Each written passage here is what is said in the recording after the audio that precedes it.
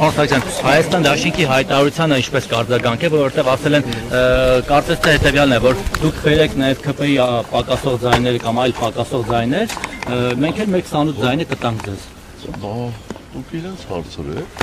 բայց որտեղի դուք եք տեղյակ եղնեք, ես կարծում եմ, որ ուղղակի բանակցություններ են տեղի ունենալու Հայաստան դաշինքի եւ պատիվ ունեմ խմբակցությունների միջև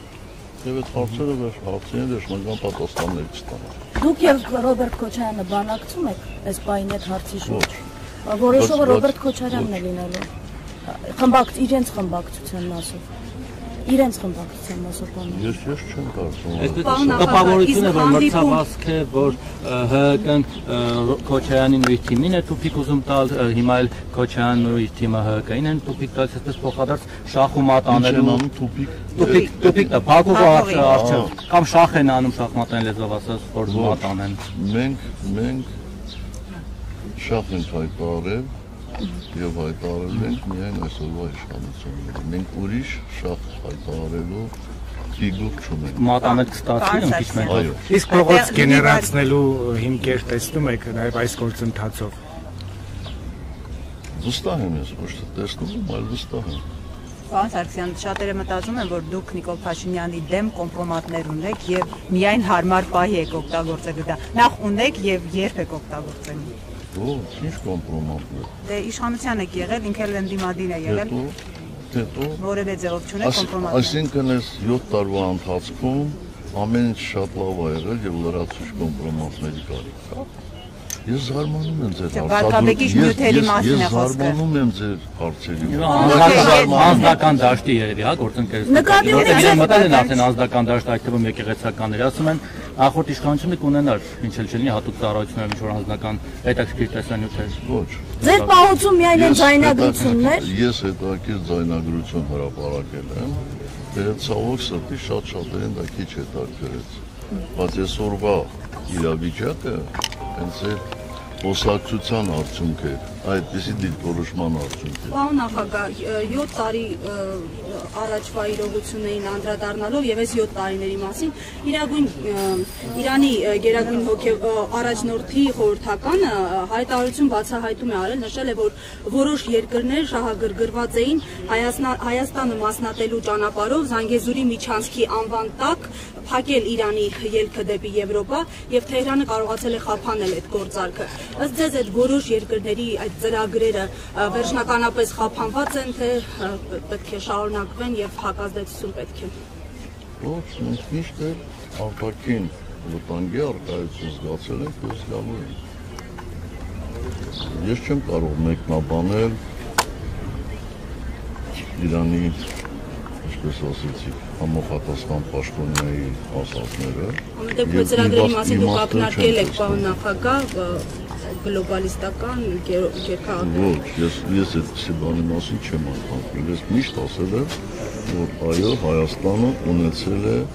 ունի եւ ունենալու է անվտանգության մեծ խնդիրներ։ Պարոն նախագահ, արդեն 6-րդ անգամն է Արցախի նախագահ Սամվել Շահրամանյանին հարցաքննության են կանչում, արդյոք նրան ուզում են ձերբակալել եւ այդպիսով փակել Արցախի էջը։ Չեմ կարծում, ինստիտուտների հետ միասին Սամվել Շահրամանյանին ձերբակալելու, ես չեմ տեսնում այդպիսի ցանկություն։ Սա մեկ, երկրորդ, որևէ մեկին ձերբակալելով, որևէ մեկը չի կարողանալու Արցախի էջը փակել։ Իսկ Արցախի վերադարձը ինչպես եք պատկերացնում։ Այս բանին ոչ մի կերպ։ Այս բանին ոչ մի կերպ։ Մասարցիան վեհապարի հետ առաջին նախագահան հանդիպեց, արդյոք պատրաստվում եք դուք եւս հանդիպել աջակցություն ցուցաբերել այս միջոցով։ Ես բարբերաբար եմ հանդիպում վեհապար հայրապետի հետ։ Ցանկացած անհրաժեշտ պահի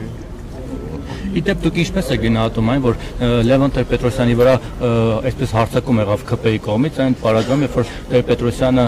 մարտի 1-ին հենց Նիկոլ Փաշինյանի հետ պայքարում էր ձեր դեմ եւ ասում են Նիկոլը Լևոնի հոգեզավակն է, բան, ու հիմա փաստորեն նրան էլ այդպես ապերախտություն ցուցաբերեցին նույնիսկ իրենց հոգեվոր հոր նկատմամբ։ Ես մի անգամ կարծում եմ ձեր հարցին պատասխանել եմ, որ ես չեմ համարում այսօրվա կառավարչին Լևոն Տեր-Պետրոսյանի հոգեզավակ։ Ուղիղ այնպես, ինչպես տարբեր այսպես շարժումներում ընդգրկված մարդկանց չեմ համարում շարժման ղեկավարի հոգեզավակ։ Իսկ թե ինչպես պատահեց շատ պարզ։ Մարդը Հայաստանի կառավարիչի նկատի ունեմ, ամեն ինչ անում է, որ ցանկացած մի երևացող մարդու վարկաբեկ է։ Իդեպ կոմպրոմատների մասով նաև շատ են այս տարիներին շատ խոսվեց, որ Նիկոլ Փաշինյանը եւ նրա թիմը գործակալ են, Թուրքիայի գործակալ են, չգիտեմ ինչ-որ հատուկ ծառայությունների եւ ասում են, բա նախորդ 10 տարիների ընթացքում էլ հատուկ ծառայությունների մասին որևէ բան չգիտեն, դուք երբևէ ձեզ զեկուցել են թեկուզ կասկած, որ նրանք օրինակ, չգիտեմ, հավաքը գրված են այս կամ այն ուժի կամ երկրի կողմից։ Ոչ։ Մաքուր է եղել նրանց անցյալը քաղաքական եւ ոչ քաղաքական։ Կարող եմ դա հաստատել։ Արարատ Միրզյանի մասին Ես ասում եմ շատ բարձ բան, որ ես այդպեսի զեկույց չեմ լսել։ Գուցե հատուկ ծառայությունները ճիշտ չեն աշխատել այդ տարիներին։ Միգուցե ամեն ինչ շատ հնարավոր է։ Ամեն ինչ շատ հնարավոր է։ Դրա համար ես չեմ կարող ասել, նրանք ոնց պարզ մաքուր են, էլի։ Միքայել Մինասյանը ինչպես հրապարակեց այդ թուղթը Արարատ Միրզյանի մասով։ Դե որ տեսնենք։ Հայաստանի սահմանին զորավարժություններ են շարունակվում, Ֆրանսիան Ադրբեջանում էներգետիկ պրոյեկտ է բացում, տարբեր համատեղ զորավարժություններ են, Փաշինյանն էլ շուտ ասելուկի նման կրկնում է, որ խաղաղություն լինելու է։ Այս համապատկերում խաղաղությանը պետք է հավատալ կարծում, որ չարաշահում եք այս դատական նիստի առկայությունը եւ այն հարցերը։ Հարցեր կան, որոնց պատասխաններն ակնկալում են նաեւ ձեզնից լսել քաղաքացիները։ Ինչ հարցեր։ Ի վերջո, այս համայնապատկերում խաղաղության հեռանկարը ասելով խաղաղություն կստանանք։ Ու այնպես ինչպես հալվա ասելով մեր հեռանկարը չէ։ Պարոն նախագահ Նիկոլ Փաշինյանը վեհարանի վրա այս հարձակումով ցույց տվեց, որ ինքը կարելի գծեր ըստ էության չունի, մտնելով անկողին, չգիտեմ, նոր եք համոզվել, ես ձեզ շնորհավորում եմ։ Ես իմ հարցն է, ինչ գործիքակազմով պիտի այդ կարգի գործիչի դեմ պայքարել, գործուն ինչ գործիքակազմ կա, երբ որ գիտես, որ դիմաց մենք առաջադրել ենք գործիքակազմով։ Մենք առաջադրել ենք։ Դասական գործիքակազմեր են ըստ էության։ Դասական։ Այսինքն Ինչ էքստրաորդինար մի բան է պետք երևի, որովհետև սովորական երևույթ չի, էլի։ Այդ էքստրաորդինարը ինչ է։ Եթե տրամաբանական հուշումը լինի,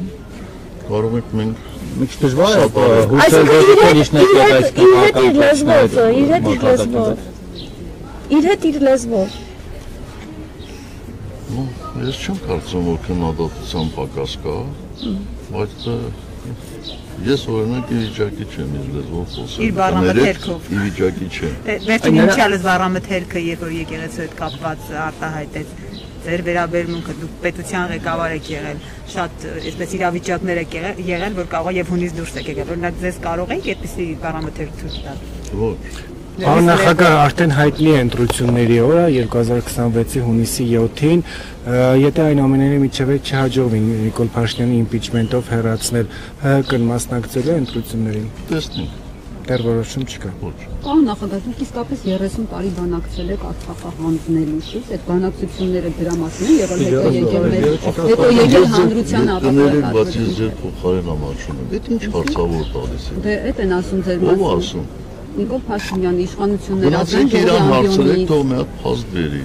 Իդեպ այդ բանավեճի մասով շատ խոսվեց, ասում է դե թող կանգնեն պատասխանեն, գիտեն որ պարտվելու են նախկին նախագահները, ինչ չեն գալիս, Ռոբերտ Քոչարյանը, Սերժ Սարգսյանը։ Այսինքն ինչու են պարտվելու, այնտեղ փոխ են բռնելու, հա։ Ինքը ապտելու է։ Իբր բանավեճում, որ ինքը կարողանել է ապացուցել, որ իսկապես իբրև թե բանակցել է Արցախ հանձնելու շուրջ կամ շուտ է տվել արևը չրևեր։ Մենք շատ հստակ ասել ենք, թող ինքը հրապարակի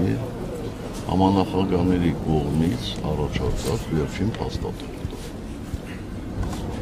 Երբ որ հրապարակի, այն ժամանակ մենք մեր կարծիքը Ո՞ր նկատում եք Լավրովի պլանը թե 19 թվականին։ Մեկ անգամ ևս ասեմ, որ Լավրովի պլան, որպես այդպիսին, լրագրողների կողմից եւ նախկին ընդդիմության կողմից հնարված եզրույթ է։ Այդպիսի պլան չի եղել։ Համանախագահները անկախ նրանից դա Ռուսաստանի ներկայացուցիչ Ֆրանսիայի թե Միացյալ Նահանգների միշտ ներկայացրել են եռակողմ համաձայնեցված փաստաթղթեր։ Բայց կարգավիճակը մեկը անորոշ էր, չէ՞ մնալու, պարոն Սարգսյան։ Այո, դա է։ Կարգավիճակի հարցը անորոշ էր, չէ՞ մնալու, այդ բանակցվող տարբերակով եւս։ Այդ հարաքվեն ինչպես էր իրականացվելու, հարաքվեին օրինակ ադրբեջանցիները մասնակցելու էին։ Մանրամասն ես դրա մասին խոսել եմ, նորից կրկնելը իմաստ չունի։ Հարցը լուծումն էր հետևյալ կերպ։ Լեռնային Ղարաբաղի կարգավիճակի հարցը որոշվում էր Լեռնային Ղարաբաղի բնակչության ազատ կամ արտահայտության, որը ուներ պարտադիր իրավական ուժ եւ որի որակարգը ոչ ինչով չէր սահմանափակվում։ Սա մեկ։ Երկու, մենք Ադրբեջանին էինք վերադարձնում 7 շրջաններից 5-ը խաղաղապահ ուժեր էին գալիս ՄԱԿ-ի անվտանգության խորհրդի որոշմամբ եւ կախված նրանից, թե ինչպիսի տեմպերով եւ երբ որոշվեր Լեռնային Ղարաբաղի վերջնական կարգավիճակը, որոշվեր նաեւ երկու շրջանների ճակատագրի